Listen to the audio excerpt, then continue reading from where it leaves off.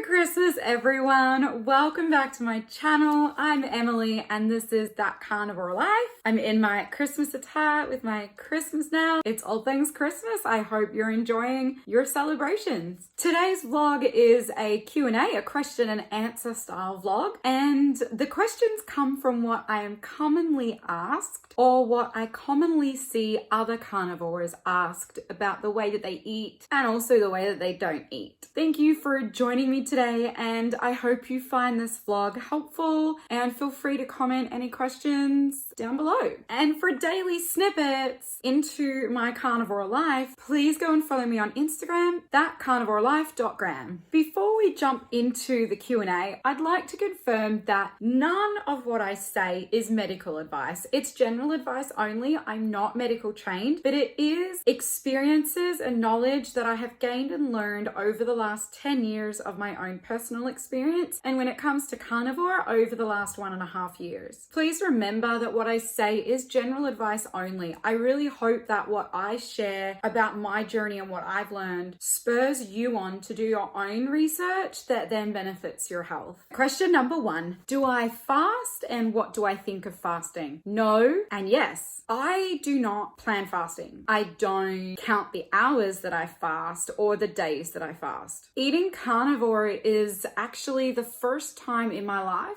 with any way of eating that I've not been hungry every couple of hours, which honestly is a huge relief. Do you know how annoying it is when every 2 hours you're hungry and you're like running errands or you're on a car trip? Like, it's so inconvenient and annoying. Generally what happens is I might have dinner anywhere between 4 and 8 p.m. Then I won't eat until the following day. Occasionally I'll eat breakfast, which could be, say, 7:30 in the morning. Now, you might say, while you're sleeping, that doesn't count as fasting, but it actually does, because you're not putting food into your body in that time. It doesn't matter what you do when you're not eating, it is still fasting. So if I've finished eating at 7 p.m. and I'm not eating until 7:30, 8 a.m., that is 12.5 to 13 hours of fasting. But sometimes I've eaten at 7 p.m. and I've not eaten until 10:30, 11 o'clock the following morning. There have been some days where I have actually not eaten dinner. I've not eaten all the next day. I've not eaten until, say, 8 o'clock at night. And the following day, I maybe last ate at 11 a.m. So that's over 24 hours. But none of this is planned. None of this is intentional. I just don't want to eat. When I'm hungry, I eat. I have done enough over the last almost 20 years of diet and restricting what I eat and being hungry that I really just want to heal my body. And if that means that I don't eat when I'm not hungry and I eat when I'm hungry and I don't force a fast, deprive myself when I'm hungry, then that's what I'm going to do to get my health back on track.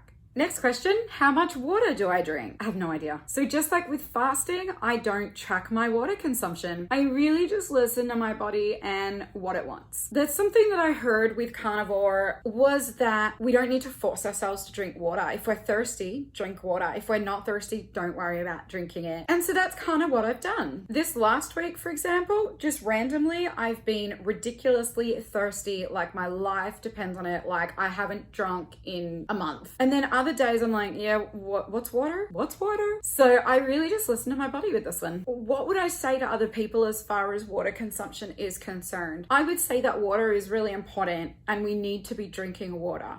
Bone broths. Do I drink them? Do I eat them? Do I consume them? No and yes. Let me explain. I have worked out that slow cooking anything makes me sick. Gives me nausea, I don't sleep well, gives me hot and cold chills. I cannot explain it, I don't understand it. It doesn't matter whether I use a slow cooker. It doesn't matter whether I have it at a restaurant or cook it myself with ingredients I know that I tolerate. It doesn't matter if I cook it on the stove. If I cook something for a long period of time, it really negatively affects my body. I think bone broths are really good for our health. Very, very good for our health, in fact. And I would love to be able to consume them, but honestly, it's just not worth it. If my body's malabsorbing the bone broth, it's also malabsorbing the nutrients. It's not absorbing them. So no, I have made a decision this time around with carnivore that I'm not going to consume bone broths. If someone made a bone broth for me to consume, I could have maybe a quarter of a cup, maybe a couple of tablespoons once off, and that would be fine. fine. But there's no way I'm gonna make that for myself just to consume a couple of tablespoons. It's not worth it. This is something that I get asked really often. How many calories do I consume and how do I work out my macros? I don't.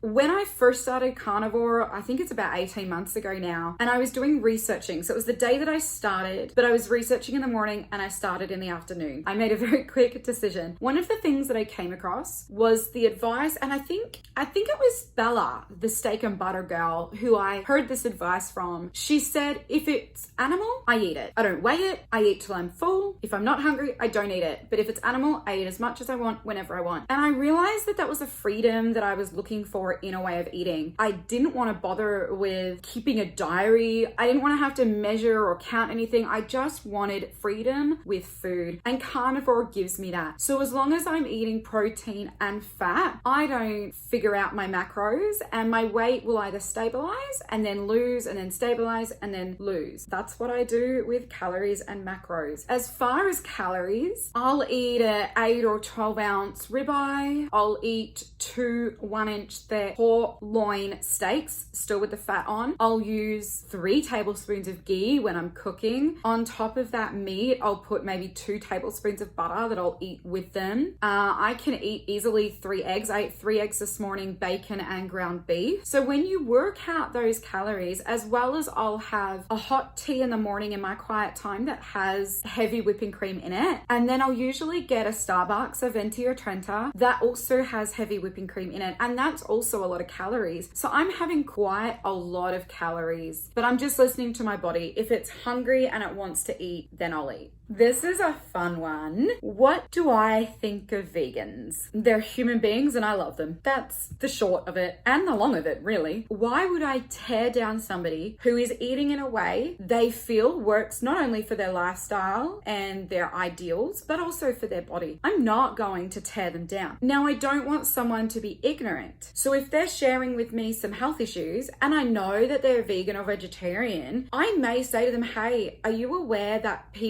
I actually follow a number of people who were strict vegan for 10 years and overnight they switched to carnivore. They now don't have these issues, and some of what you're talking about is what they were talking about. I don't want them to be ignorant, so I might share that information. But ultimately, once they have that information, it's theirs to do with it what they want. Not going to force anyone into anything. The other thing that I'd like to say regarding vegans and vegetarians is I don't think the carnivore diet is a diet for everyone. I think everyone can eat carnivore. I think everyone would do really well on carnivore. I think we would see a lot of humans being healed and a lot of conditions become very minimal in society, if existing at all. However, that doesn't actually mean everyone's going to go carnivore or that it's going to work for everyone all of the time. When I first moved to the US, I actually went vegan for a few months, at least when I ate at home. When I was out, I would eat some meat, but that wasn't often. And that was actually for a really short window. It was for about 6 months that I was vegetarian at home. And then I just switched back to my regular diet. I don't know really why that happened. It just happened. Now I'm carnivore and I can see the real benefit on my health. I wasn't healthy when I was eating vegan at all. My health didn't change. It was just, that's what I wanted to eat. Now I don't necessarily want to eat meat. So if I'm having an aversion to it, I just don't eat for a while and then I'll eat, but it'll be animal based. And I'm noticing a huge improvement in my health, which I'll talk about more at the end of this vlog. What I will say is if you're having health issues, do your research and find the way of eating that's going to bring health to your body so that you're not sick all the time. So this question's really fun because it's really helpful. The question is, where does someone find good carnivore info? Well, let me tell you, I have loved YouTube. I did do a little bit of Googling and I found a few articles. However, I ended up going to YouTube for the majority. On YouTube, there's some very long clips. The longest I've listened to is 2 hours. I did listen to it on double speed and I found some short ones of around 3 minutes. The average I listened to is probably around 15 to 20 minutes, especially when I first started carnivore and I was first doing research. The people that I find have very good information. Dr. Ken Berry, and Nisha loves it. Nisha is Nisha Berry, Dr. Ken Berry's wife. And Dr. Canberry has been a family care physician for over 20 years. Nisha is a nurse. They have fantastic info from their own personal experiences. Their stories on transforming their health are incredible. Dr. Canberry, that's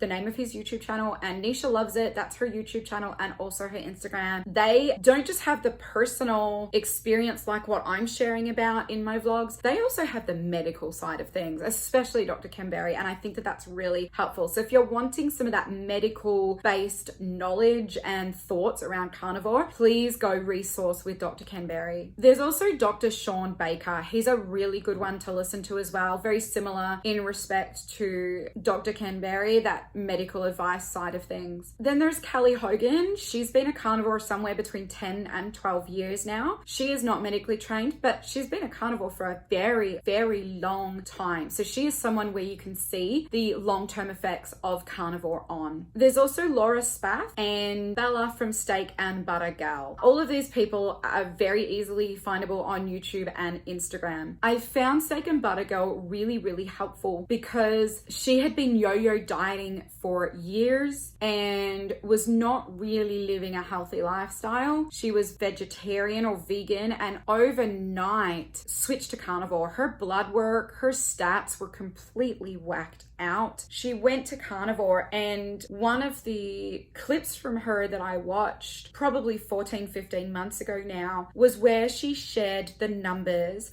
from blood work on carnivore compared to the blood work after being a vegan for 10 years, and the difference was astounding. So there's actually medical evidence. Steak and Butter Girl, I believe, comes with a very balanced response to carnivore as someone who's experiencing it as a non-medically trained person, someone like myself. And that's been really helpful to hear what she has had to say, and very encouraging as well. She's been a carnivore, I think, for 3 years now, 2 or 3 years. Just to go through that list again: Kelly Hogan, Dr. Canberry, Nisha Loves It, Dr. Sean Baker, Laura Spath, and Steak and Butter Girl. They're the places I would go if you want really good, clear, and easy to understand content on carnivore. And also with Dr. Canberry, he doesn't just give good information on carnivore, he gives good information on our health in general. He actually has released a book called The Lies My Doctor Told Me. I'm reading it through for the second time and it's incredible. Don't let the title deter you. It is a really good resource, so check that out. Okay, the next question's fun. Do I eat organs? Again, yes and no. I have eaten some liver. I've eaten calf liver and chicken liver. I actually have homemade chicken liver pate in the refrigerator. Back in April, I was at a restaurant and I had liver. I guess it was cooked like a steak and I absolutely loved it. I could not believe it. When I got home, I was craving liver. So I was away in Oklahoma. I came back to California and I bought calf liver and I cooked up those and I ate them. It took me several months, actually, about 3 months until I ate the last one. I went to Oklahoma for the summer. I don't actually think I had liver at all. But then when I got back to California after the summer, I got chicken liver and made the pate and I ate that for about a week, and then all of a sudden I could not stand the thought of touching liver. And I thought this was really weird, but I'm like, I'm just gonna listen to my body. It obviously doesn't want liver, so I'm not going to eat liver. I'll eat the steak, I'll eat the pork, I'll eat the eggs, you know, whatever. Then I was listening to Kelly Hogan on My Zero Carb Life, her YouTube channel. I heard her say she tried a liver challenge for 30 days where she incorporated liver into her diet. She said it made her really sick and she didn't want to eat it. And what I've come to realize, and what she came to realize, especially with some of the people that she's interviewed on her channel, is that if your body wants something, it's going to tell you. It might crave liver, it might crave a heart, it might crave kidneys, so eat them if you want, or don't. This is what I do with organs. I haven't eaten anything other than liver. I'd probably eat kidney. I don't know what I think about eating a heart. I think I'm pretty against that. But I have liver pate in my freezer. When I need it again, when my body tells me I need it again, when I'm craving it, it's there and I'll go eat it. If you choose to eat them, great. If you choose to not eat them, great. But just make sure you're listening to your body. The next question: if I listen to my body, what about when my body wants ice cream or mushrooms? I've thought about this because it seems very contradictory to what I would have said 4 years ago. Just listen to your body and eat that. If it wants ice cream, have some ice cream. Just don't go overboard. The problem with someone like me is that I think I'm addicted to sugar and carbs. So it's not just I have some ice cream. I have gallons of ice cream. But now I'm listening to my body. If I want some liver, I'll eat some liver, but I stop when I'm full, which I never experience with ice cream. My personal thought that I've come to, and I've done no research into this yet, is the MAD and the SAD diet, so the modern American diet or the standard American diet, affects our ability to identify what our body is saying and what it actually wants. So we'll crave ice cream instead of craving something like vitamin K, which is found in liver. An example that I would give to explain how I'm able to interpret correctly what my body's trying to say on a carnivore diet compared to a SAD or a MAD diet is with water or salt. Water, I actually used to loathe water. Now I crave it. I actually like it. I want it. I enjoy it. And that's the same with salt. Sometimes I will put salt on a teaspoon and lick it off. I know my body wants that. It doesn't want the potato, salty, crispy chips, deep fried, whatever. It actually just wants the salt. So I'll eat the salt. And it doesn't take a lot of salt. It's just like a lick or two.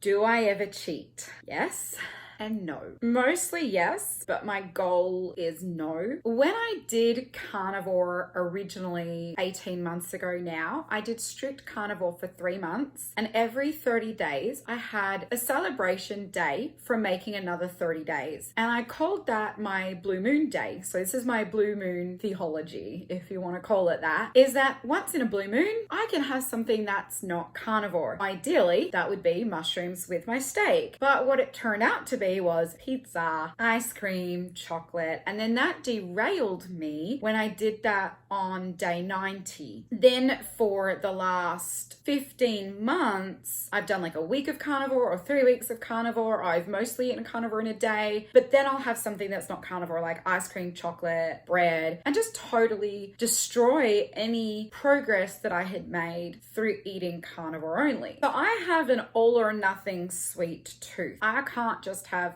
chocolate. It's the whole block of chocolate, or 2 or 3 blocks of chocolate, which means that in order to stay strict carnivore, in order to eat healthy, I just have to say no to any, like I can't even lick it. Then there's Chick-fil-A sauce. So currently, whilst I am doing strict carnivore, some friends of mine bought me Chick-fil-A sauce. So I am using a little bit at a time, and then once it's gone, it's gone. Now there are some things that aren't animal-based that some carnivores choose to have in their way of eating. For example, salt, pepper, and some herbs and spices. So I will have cilantro, maybe some smoked paprika or some fresh ground chili. I also occasionally have some lemon or lime, but not very often. From that perspective, do I cheat on carnivore? Sometimes. Where do I shop and why? What are the good places to shop where you get the best deals? And do I use ButcherBox? No, I don't use ButcherBox. I haven't actually properly looked into it. I'm pretty fussy with my meats. I like to be able to see them and choose the particular ribeye that I'm after. Not just go, I'd take 12 ribeyes. I want to be like, I want that ribeye, that ribeye, that ribeye, that ribeye, but not those ribeyes. The best place I have found to go for overall general things is Costco. I recently switched from purchasing butter at Trader Joe's to purchasing butter from Costco. They have a butter there now. It's in a green metallic box. It's from New Zealand. It's a grass-fed salted butter. I don't actually like salted butter, and this I love. From Costco, I don't buy cream. I don't want to drink that much cream, and it would go off before I finished consuming it. I buy my ribeyes from Costco. I buy my pork loins from Costco, and I chop them up into steaks. Bacon and eggs I definitely get from Costco. I get 5 dozen organic eggs. They're free range, and they have a Kirkland bacon. It's 4 packs of bacon in the package. It's red and black packaging. That bacon actually does not have sugar listed in the description, so that's a huge win for me. I'll also buy their ground beef, both organic and not organic. There is a butcher in town that I will go to. Fantastic quality meats and seafoods. They have all of the game animals. They have duck, but it's super expensive. I really want some duck. They also have beef bacon, which I'm yet to try. They didn't have it the last time I was there. They have rabbit. They have all the different organs, all the different meats. They have a huge range of cheeses. They just don't have the raw cheese that I'm after, so I don't buy the cheese from there. there. I have purchased some ribeyes from there,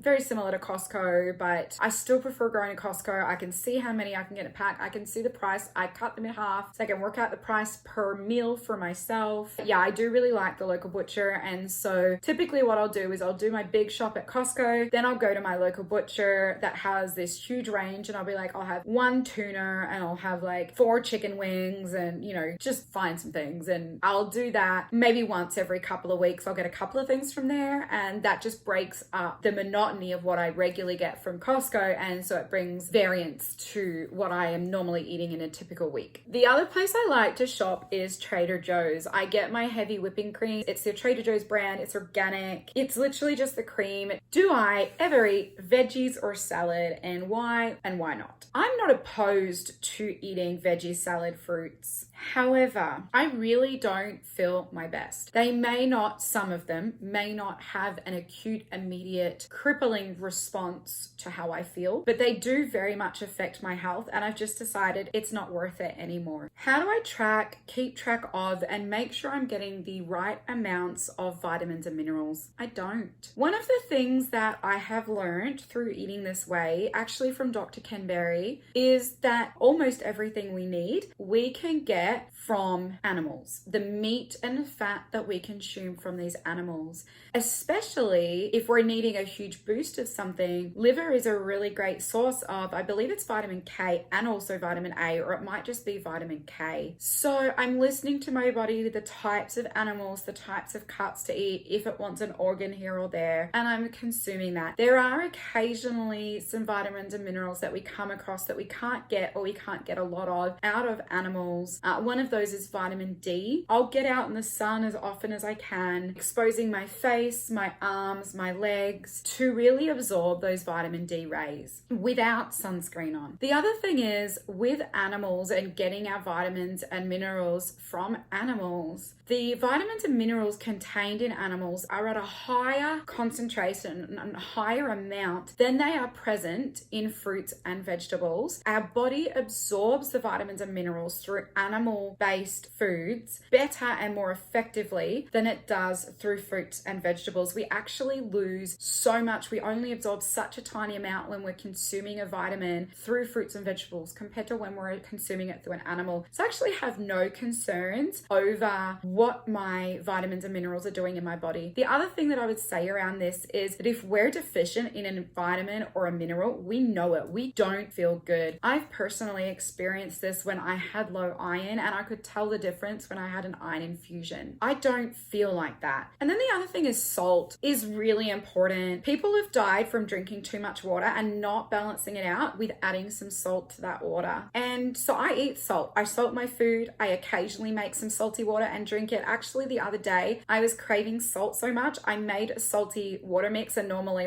it's hard for me to consume, but I have a few mouthfuls and scull some clean water afterwards. I drank almost half a glass of salty water and didn't even care to follow it with some regular water. So my body was obviously needing the minerals found in salt, and I gave it exactly that. It's the easiest way for my body to absorb that mineral was just to lick or drink salt. And so that's what I did. Bone marrow is a really good option as well. You can get bone marrow bones already cut up from your local butcher. You stick them in the oven, you put it on a high temperature. I think it's like 400. I put mine in the air fryer, so I put them on 400 for 10 or 15 minutes. I can't really remember. I took them out of the oven. I scooped out the little bit of bone marrow from inside the bone and ate it, and it was delicious. So no, I don't have any concerns, and no, I don't track my vitamin and my mineral consumption. This next question's really fun as well. How much is too much protein? Your body's going to tell you when you've had too much protein. The fun thing about carnivore that you don't experience really at all the mad or sad diets is the intense I'm full feeling. So I can be sitting down eating a ribeye steak, and all of a sudden I'm partway through chewing a mouthful and I'm like, I have to spit this out. If I don't spit this out, I'm going to vomit. I have never personally experienced that unless I'm eating like a meal that's heavily meat-based. But what would happen is I would finish my meat-based meal and then I'd go eat like a bowl of ice cream, and I could eat 2-3 bowls of ice cream and still want more. With carnivore, you can't do that. With fat and protein, you just stop. Like, you have to stop. Dr. Ken Berry on his YouTube channel has some really good information about the fallacies and myths around having too much protein or not having enough protein. I would jump on Dr. Ken Berry's channel and do your own research. Look at his videos specifically referring to protein. I actually think it's the processed foods in our diet and the mad and sad diets that have a negative effect on our organs, and not the protein and the fat that we're eating. It's actually been proven as a fallacy that protein has a negative effect on our organs. Dr. Ken Berry has the information on that, so please check out his information. It's really worthwhile. Aren't I sick of restricting and denying myself eating all of the foods in a mad or sad diet? Am I? There's actually a lot that I can eat choosing to eat this way. What I'm actually restricting, I'm restricting Crohn's disease. I'm restricting scalp psoriasis. I'm restricting acne. I'm restricting bloating. I'm restricting pain. I'm restricting bleeding, painful gums. I'm restricting plaque on my teeth. Through not eating foods like fruits, vegetables, grain, my health is improving, which means I'm denying myself those negative health conditions and effects. And I would rather deny myself of those through denying myself of eating fruits and vegetables than eating fruits and vegetables and experiencing those conditions. I've had enough of feeling unhealthy. But doesn't fat make you fat? No. That was actually the very first vlog I did. So you can go back on my channel and look at the vlog that I made about fat, the good, the bad, and the ugly. You can also look at Dr. Ken Berry. You can also look at Callie Hogan. She is trim. That girl is so trim, and she eats fatty meats until the cows come home. To sum up what I said in that original vlog, the fat we consume is not the same as the fat that is inside our bodies. Fat plus fat doesn't actually equal fat. Now, if you're eating fried foods for breakfast, lunch, and dinner, you are going to get fat. But the fat that your body puts on is not the fat that you ate. It's a different type of fat. If you're eating a carnivore diet and you're eating high in animal-based saturated fats, like the fat on your steak, bacon, eggs, butter, you actually end up losing weight. It just proves that the fat is not the same as the fat that we consume that's inside our body. You can put on weight with carnivore. I've also talked about that before, and that comes from dairy. So drinking milk, having lots of heavy cream, eating lots of cheese. Almost the last question. What are the negative effects of carnivore? Personally, I don't feel like there's any, but during that adaptation phase of the first week to generally month, but some people can be 6-ish weeks, most of us experience very interesting bouts of diarrhea. You basically don't fart, it's not a fart, and be near a bathroom because you're gonna need it. But let me say this about the explosive number 2s. That is your body detoxing. I'm sure all of us appreciate a good detox. Many of us have done the lemon detox drink and things like that. This is just another detox. And social time. That's my only other negative. It takes time to adjust to the social side of this way of eating. You may personally be okay eating carnivore, and your close friends and family might be okay if you eating carnivore. But sometimes there's those work colleagues, someone you're meeting for the first time, the waiters at the restaurants, and it's just a little bit awkward. So for me, that's probably the biggest downside of carnivore. Other than that, I actually don't have any downsides. Just before I move on to the next question, I'd like to take a moment to invite you to like this video, subscribe to my channel, and hit the bell notification so you're notified of my future uploads. I'm also asking you to share this video and my channel with anyone really, and ask them to subscribe as well. And then the other thing is, please subscribe to, or please follow me over on Instagram, thatcarnivorelife.gram. The last question I'm going to answer before I give you an update on how I'm going carnivore is, what foods can you eat? Eating just animals pretty limited. Like, you then can't eat any fruits, vegetables, grains, baked goods. Like, it's pretty limited. Well, it's not. There's beef. Then there's all the different cuts of beef and the ways to cook it. Roasted beef, steaks, beef bacon, ribs, and then the same with pork. There's pork loin, there's pork steaks, there's roasts, there's pork belly, there's bacon, there's ham, there's sausages, there's eggs. And all the different ways of cooking eggs. You can make egg pudding, you can make egg drop soup, scrambled eggs, sunny side up, hard-boiled eggs, soft-boiled eggs, deviled eggs. There's chicken, there's wings, there's drumsticks, there's roast chicken, there's pulled chicken, there's soups, there's butter, there's lamb, again, roasts, cutlets, chops, racks of lamb. Then there's the ground meats, so ground beef, ground lamb, ground pork, ground chicken, ground turkey, ground bison. And with those, you can make things like meatballs and meat bars, bakso soup, which is an Indonesian meatball soup. There's turkey, so legs, roasts, breasts. There's biltong, there's prosciutto, pancetta. Then there's dairy, there's cream, there's all the different types of cheeses. A lot of people actually do better on raw cheese, so just make that note. There's goat's cheese. Then there's the game. Crocodile, alligator, snake, emu, rabbit, duck, quail, goat, deer, venison, kangaroo, frogs, snails. Then there's organs, so liver, you can make liver pate. There's heart, there's kidney, there's other organs that you can have. There's brain. Then there's seafood. You've got fish, eggs, or roe. You've got sashimi, salmon, trout, tuna, swordfish, cod, shark, oysters, mussels, clams, calamari, octopus, and crab.